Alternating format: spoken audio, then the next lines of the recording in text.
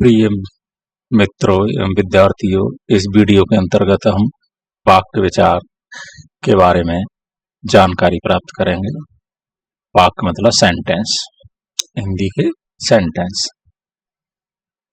वाक्य सेंटेंस मनुष्य की भाषागत अभिव्यक्ति का सबसे महत्वपूर्ण उपादान है। भाषा या बोलने में वाक्य ही प्रधान है। वाक्य भाषा की सार्थक इकाई है, क्योंकि वाक्य में प्रयुक्त हुए बिना किसी शब्द का कोई निश्चित अर्थ नहीं होता। इसलिए विद्वानों ने भाषा की न्यूनतम पूर्ण व सार्थक इकाई वाक्य को ही माना है। वाक्य परिभाषा एवं स्वरूप। वाक्य सार्थक शब्दों का व्यवस्थित रूप है। यदि शब्द भाषा की आरंभिक अवस्था है तो वाक्य उसका विकास है। डॉक्टर भोलानाथ तिवारी के शब्दों में, वाक्य पदों के समूह की उस इकाई को कहते हैं जो व्याकरण की दृष्टि से पूर्ण हो तथा जिसमें एक क्रिया अवश्य। भाषा विज्ञान। वस्तुतः जो शब्द या पद समूह अभीष्ट या अभिहित अर्थ की प्रतीति कराने में समर्थ तथा व्याकरण की दृष्टि से पूर्ण हो उसे वाक्य कहते हैं। ये वाक्य की परिभाषा होगी।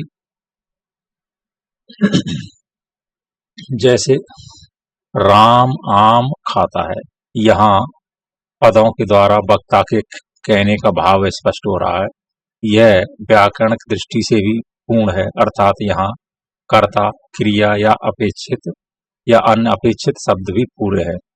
परंतु जैसे राम घर या राम जा रहा या आम खाता आदि में कमी है, अतः यह वाक्य नहीं है। राम करता है, आम कर्म है और खाता है या क्रिया है। ये राम आम खाता है, कर्ता कर्म और क्रिया, ये वाक्य पूर्ण वाक्य। वाक्य के अंग या अवयव देखेंगे हम। इस वाक्य के कौन से कितने अंग हैं या अवयव है। किसी भी वाक्य का सम्यक अध्ययन करने के लिए उसके निकटस्थ या नजदीक अवयवों या अंगों का जानना आवश्यक होता है। वस्तुतः किसी भी वाक्य के प्रमुख दो अंग होते हैं, उद्देश्य और विधेय। उद्देश्य, पहला उद्देश्य यानी सब्जेक्ट।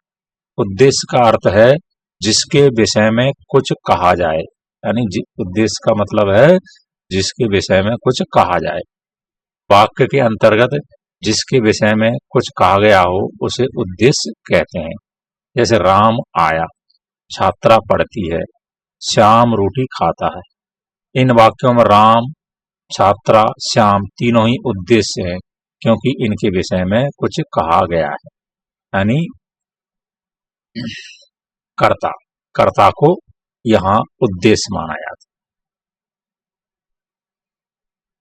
उद्देश्य में केंद्रीय शब्द प्राय कर्ता के साथ उसके विस्तार भी आ सकते हैं। जैसे दशरथ के पुत्र राम ने रावण को मारा। इस वाक्य में कर्ता यानी उद्देश्य राम है, किंतु राम से संबंधित यानी दशरथ के पुत्र पदों को कर्ता का विस्तारक कहा जाएगा। दूसरा अंग है विधेय, प्रेडिकेट। विधेय का अर्थ है जो कुछ कहा जाए, यानी जो कुछ कहा जाए। किसी वाक्य में उद्देश्य के विषय में जो कुछ कहा गया हो उसे विधेय कहते हैं। यानी उद्देश्य के विषय में, कर्ता के विषय में जो कुछ कहा जा रहा है उसे विधेय कहते हैं। जैसे राम आया, छात्रा पढ़ती है, श्याम रोटी खाता है। इन वाक्यों में ही आया, पढ़ती है, रोटी खाता है आदि पद विधेय है, क्योंकि इनमें उद्देश्य के विषय में कहा गया है। विधेय के केंद्र में क्रिया होती है तथा उसके साथ विस्तार भी आ सकते हैं। जैसे दशरथ के पुत्र राम ने लंकाधिपति रावण को बुरी तरह मारा। इस वाक्य में लंकाधिपति यानी कर्म का तथा बुरी तरह क्रिया का क्रियापद विधेय के विस्तार है। टिप्पणी विशेष बात है। उद्देश्य के विस्तार के अंतर्गत कर्ता का विस्तार, विधेय के विस्तार के अंतर्गत कर्म और क्रिया का विस्तार आ जाता है। ये बहुत विशेष बात है। वाक्य खंड या उपवाक्य। जब दो या अधिक वाक्यों को मिलकर एक वाक्य बना देते हैं, जब दो या अधिक वाक्यों को मिलाकर एक वाक्य बना देते हैं, तो उस एक वाक्य में जो वाक्य मिले होते हैं वे उपवाक्य कहलाते हैं। वस्तुतः उनसे मिलने से बना वाक्य जब वाक्य है तो उसके भीतर के छोटे छोटे वाक्य उपवाक्य या वाक्य खंड के अधिकारी होते हैं। अर्थात जब कोई पूरा विचार अधिक वाक्यों में प्रकट होता है, तब उनमें से प्रत्येक वाक्य को उपवाक्य कहते हैं। जैसे राम आया और मोहन गया, मैं चाहता हूं कि वह घर चला जाए। इन वाक्यों में दो दो उपवाक्य हैं, जैसे राम आया, मोहन गया, ये अलग अलग वाक्य, तथा मैं चाहता हूं वह घर चला गया। इन दोनों वाक्यों में 4 उपवाक्य हैं। टिप्पणी देखते हैं। उपवाक्य भी एक प्रकार का वाक्य ही है, इसलिए प्रत्येक उपवाक्य में कर्ता और क्रिया का होना आवश्यक है।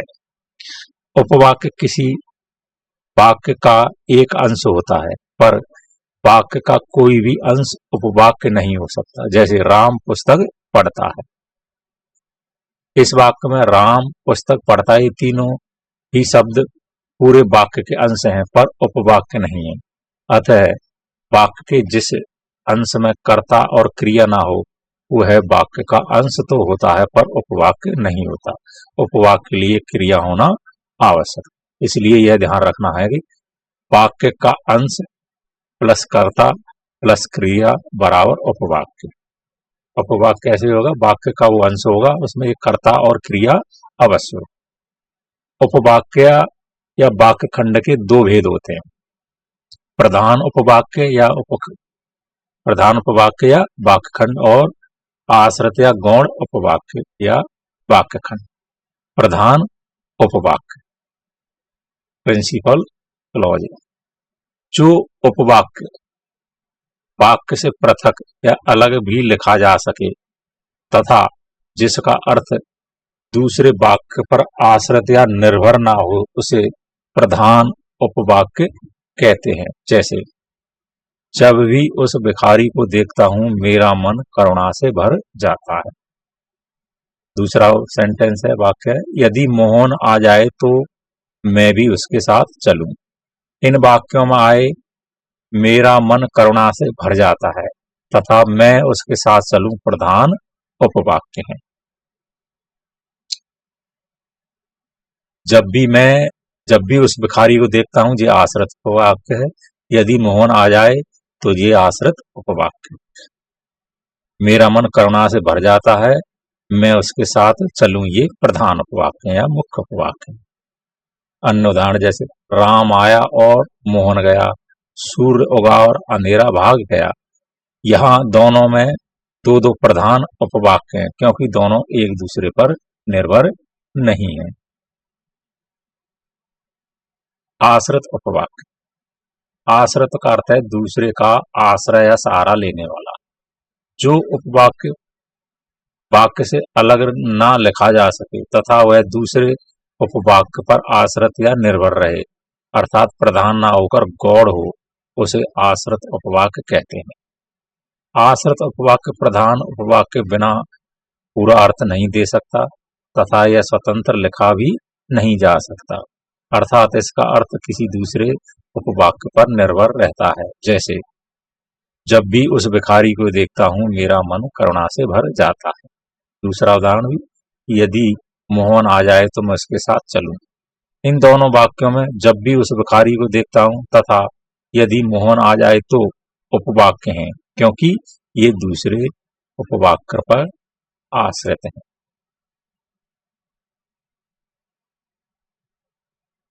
पहचान। आश्रित उपवाक्यों को पहचानना बड़ा आसान है। जो उपवाक्य की, जिससे, की, ताकि, ज्यों ही, जितना, ज्यों, क्योंकि, चूंकि, यद्यपि, यदि, जब तक, जब, जहां तक, जिधर, चाहे और मानो, कितना भी आदि शब्दों से आरंभ होते हैं वे आश्रित उपवाक्य माने जाते हैं। इसके विपरीत विपरीत जो उपवाक्य इन शब्दों से आरंभ नहीं होते प्रधान उपवाक्य माने जाते हैं।